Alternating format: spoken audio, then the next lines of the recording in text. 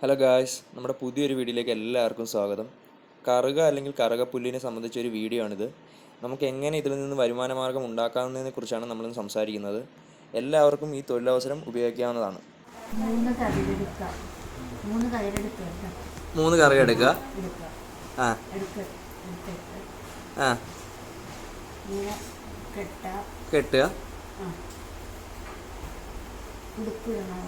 കുടുക്കിടുന്ന ആ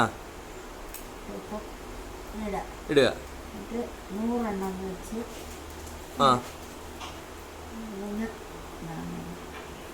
അങ്ങനെ 100 എണ്ണം.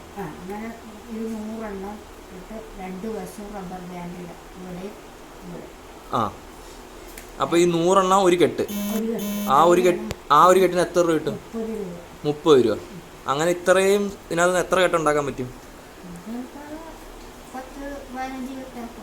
എന്നിട്ട് ഇത് എവിടെ കൊണ്ടു കൊടുക്കും?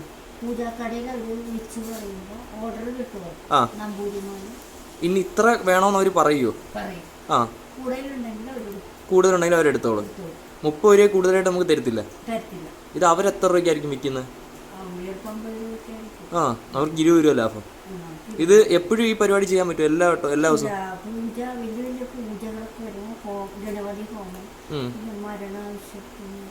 മരണാശുപത്രി സഞ്ജയന് ഇത് ഉപയോഗിക്കും. ഇത് കറക്റ്റ്. ഇത് എന്താ ഗണപതി ഹോമത്തിനാണ്. ഗണപതി സ്വാമിക്ക് കറുകമാല കെട്ടുന്നത്. ഇത് ചിലപ്പോൾ അവർ അടിച്ചിട്ട് കെട്ടിക്കൊടുക്കും.